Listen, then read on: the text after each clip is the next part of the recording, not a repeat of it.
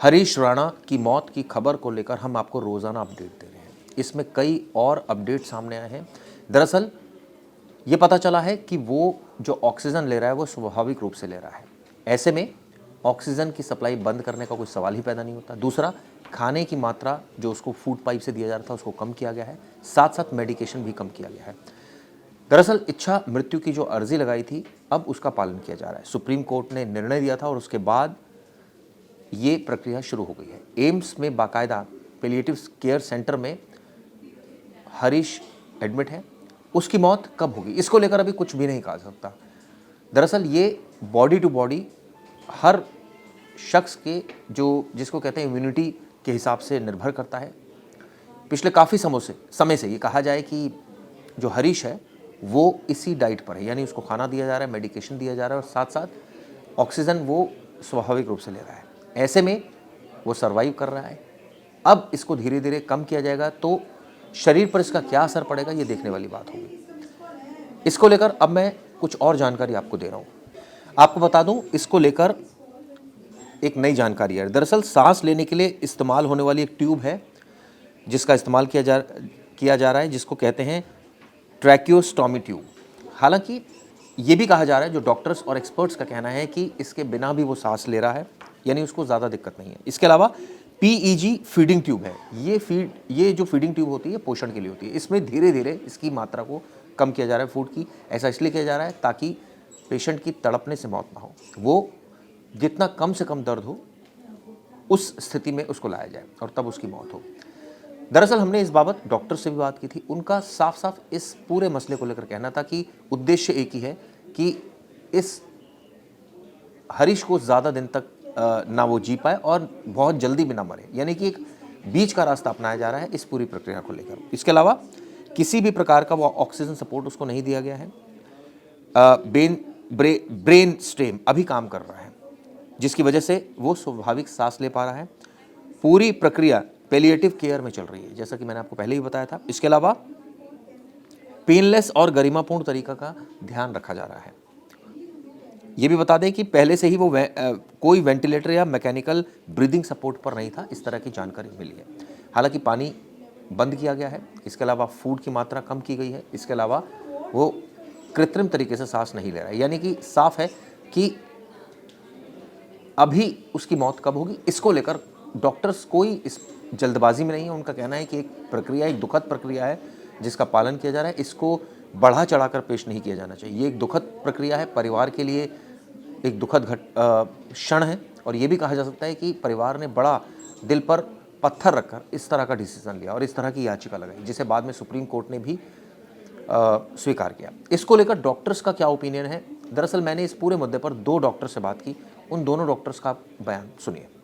हरीश राणा मामले को लेकर लगातार अपडेट सामने आ रहे हैं। दरअसल एम्स में जो डॉक्टर्स की टीम उनकी हेल्थ को मॉनिटर कर रही है और इच्छा मृत्यु को लेकर उनके परिवार वालों ने सुप्रीम कोर्ट में अर्जी दाखिल की थी, जिसे सुप्रीम कोर्ट ने स्वीकार कर लिया था। ऐसे में अब किसी भी वक्त हरीश राणा की सांसें थम सकती हैं, क्योंकि बाकायदा डॉक्टर्स की टीम उनको जो इच्छा मृत्यु की जो याचिका थी उसको अमल में ला रही है। किस तरह का ये प्रोसेस होता है, हमारे साथ डॉक्टर पुनीत धवन जुड़ गए हैं, वो बताएंगे। सर, किस तरह से ये प्रोसेस होता है? पेशेंट की मेडिकल कंडीशन सबसे पहले देखी जाती है, उसके बाद किस तरह के प्रोसेस अडॉप्ट किया जाता है? देखो चिराग जी, ये केस है पैसिव यूथनेसिया का।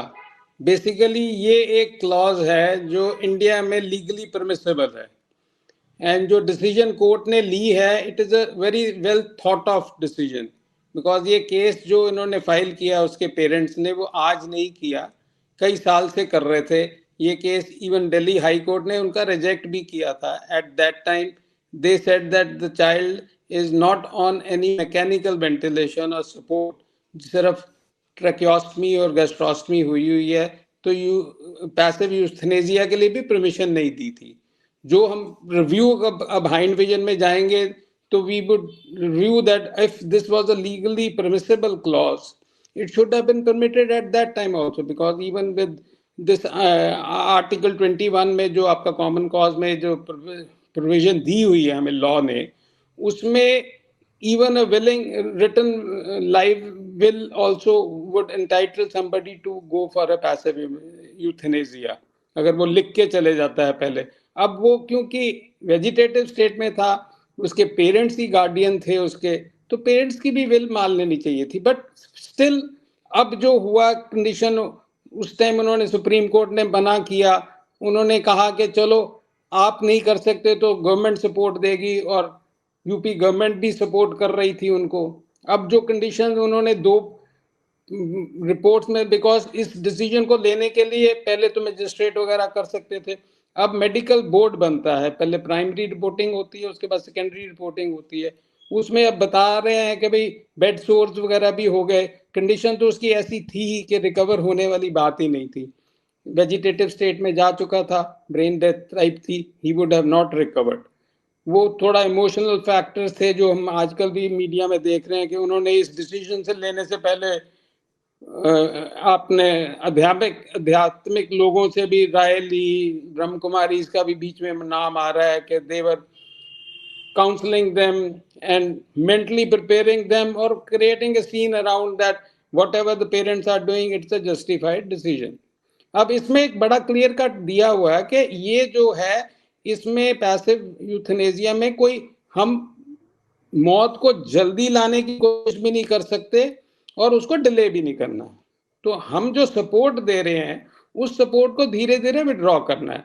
अब उसकी जो मेन सपोर्ट चल रही थी, ट्रेकियोस्टमी हुई है, वो तो सांस को वेंटिलेटर पे तो है नहीं, ऑक्सीजन कभी कभी जरूरत होती थी, वो ऑक्सीजन नहीं देंगे। अब जो सस्टेन कर रहा है शरीर को वो तो हमारी खुराक है।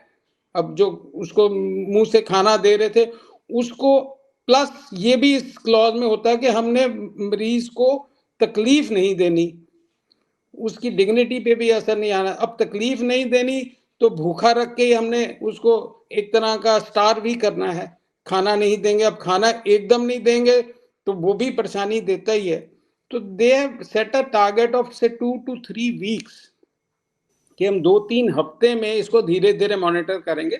ये बच्चे उस बच्चे की डिपेंड करता है कि बॉडी में inherent capability to fight and sustain himself कितनी है, कितना ये पिछले 13 साल में वो अपने आप को खत्म कर चुका है, कितना रोज के रोज खाने वाले से गुजारा चल रहा था। तो दिस प्रोसेस में टेक लेस टाइम, और अगर उसके स्टोर्स अच्छी तरह रिप्लेनिश्ड थे, स्टोर ठीक हुए हुए थे, हो सकता है ज्यादा भी ले। बट मकसद बेसिक आइडिया है पीछे ये है कि हमने उसको तकलीफ में नहीं मारना, उसको परेशानी में नहीं मारना, और उसकी मौत को जल्दी भी नहीं लाना, उसकी मौत को दूर भी नहीं करना। तो हम जो सपोर्ट दे रहे हैं, सपोर्ट मेन मेरे हिसाब से तो सिर्फ खाने की रह गई, जो गैस्ट्रिक वो धीरे धीरे कैसे टेपर ऑफ करते हैं, what parameters they monitor the glucose system, उसका शुगर कितना चल रहा है, किस लेवल पे वो जाके धीरे धीरे, क्योंकि अगर हमें मालूम है कि अगर शुगर ही एकदम कम है, शुगर ही तो हमारे को चलाता है शरीर को, अगर खाने में शुगर खत्म हो जाती तो लोगों को दौरे भी आ जाते हैं, कम भी हो जाते हैं। तो वो किस तरह मॉनिटर करते हैं, किस तरह उनकी टीम है, because it is in the best hands. अब एम से बेटर इंस्टीट्यूट हमारे कौन हो गए, और सेकेंडरी बोर्ड बैठ रहा है वहां पे, उनका मकसद ये है कि बच्चा तकलीफ में भी ना जाए, और धीरे धीरे हम इस प्रोसेस को अपने इम्कान तक ले आए। तो we would see that how parameters are assessed that way. लेकिन सर इसमें कई बार ये भी बात बोलते हैं, कई डॉक्टर से हमारी बात हुई, उनका कहना है कि जो ऑक्सीजन पाइप है अगर वो हटा दिया जाए तो 1 ही मिनट में मौत हो सकती है। नहीं, ऑक्सीजन पाइप तो देखो, इसमें जो मैंने देख रहा हूँ कि उसको ट्रेकियोस्टमी हुई हुई है, उसकी सांस की नली यहाँ से डाली हुई है जिससे वो हवा जा रही है फेफड़ों में, उसको मैकेनिकल वेंटिलेशन या ऑक्सीजन की सप्लाई कभी कभी इंटरमिटेंटली चाहिए होती थी।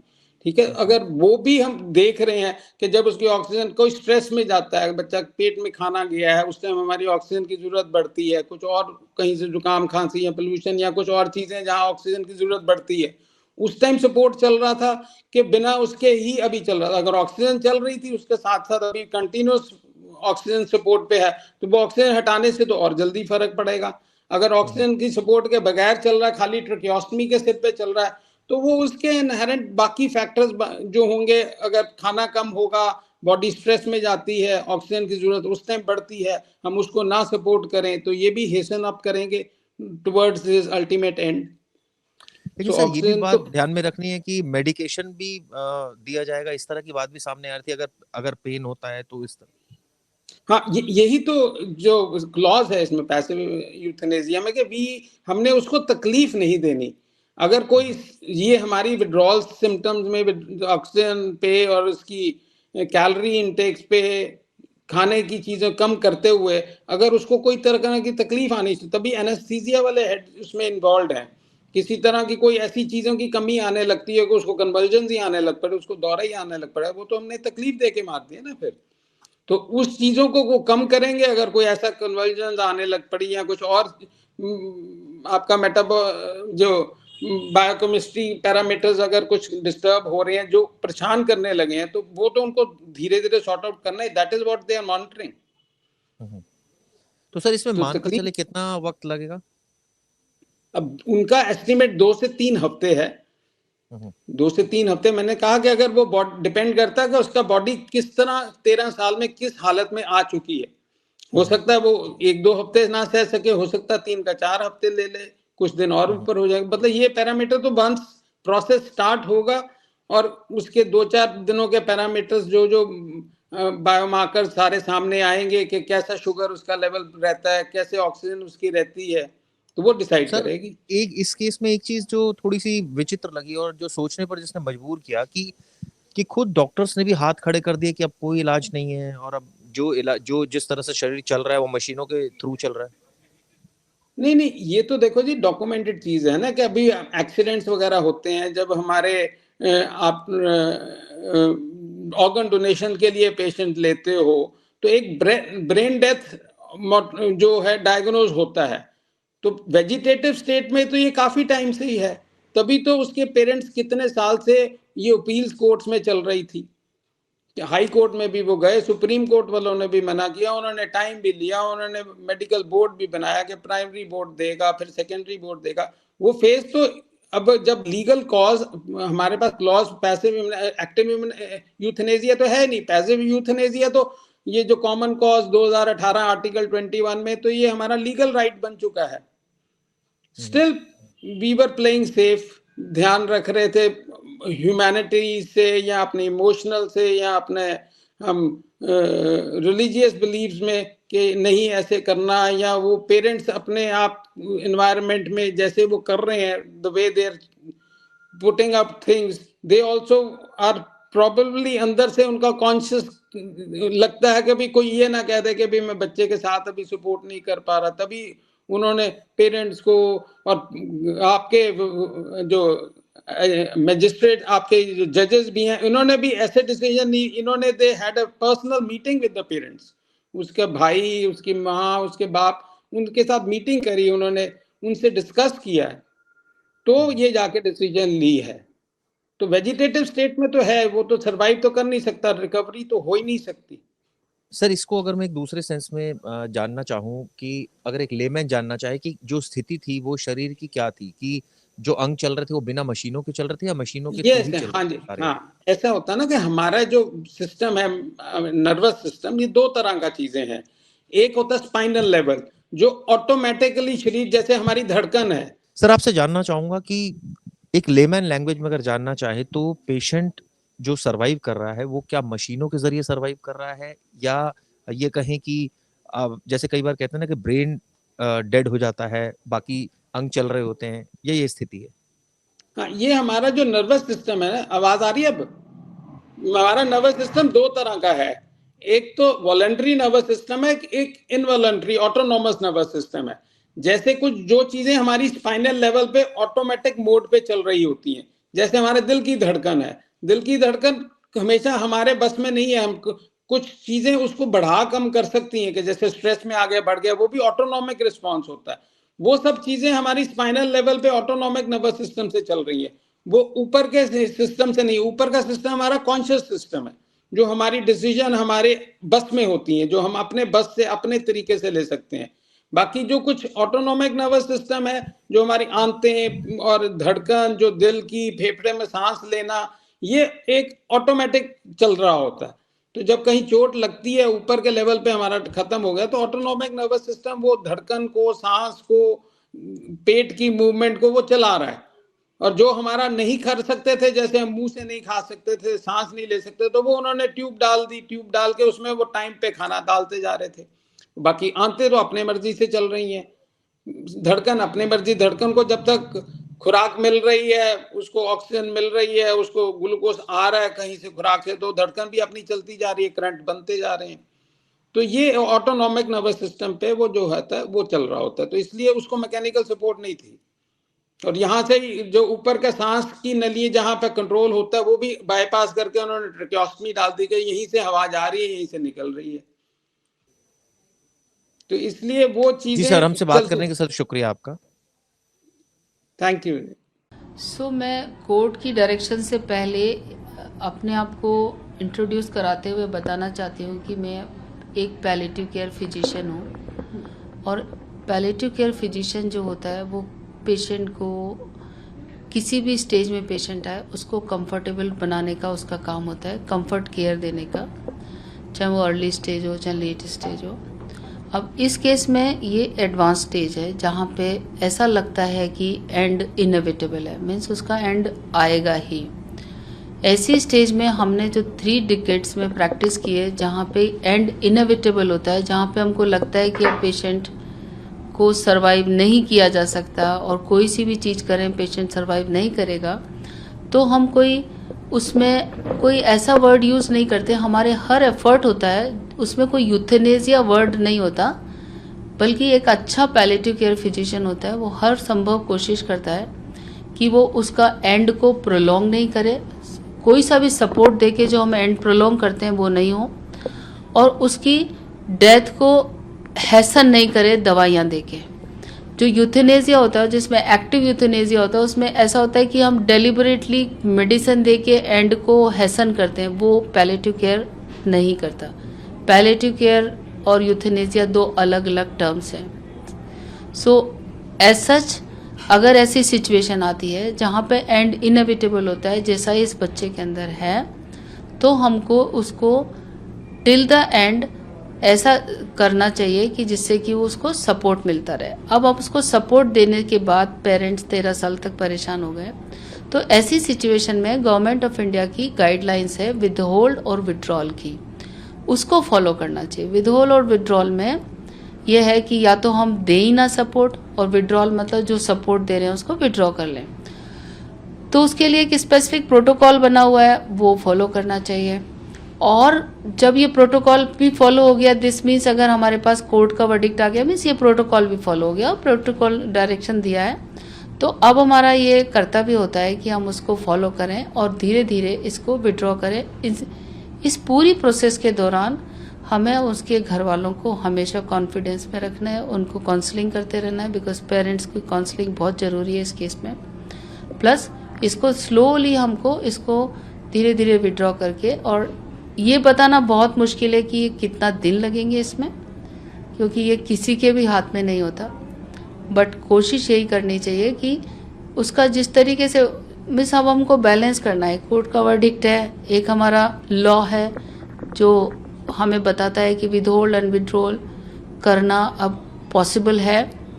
अब हमको ये पता है कि इसमें विदहोल्ड एंड विड्रॉ करना है, तो हमको बैलेंस करके करना पड़ेगा, सो दैट हम ऐसा हमको नहीं लगना चाहिए कि हमने कुछ चीज़ ऐसा कर दिया डेलिबरेट किलिंग, वो नहीं है इसमें, बिल्कुल भी नहीं है। और यूथेनेसिया बेसिकली मेरे हिसाब से मिसनॉमर है।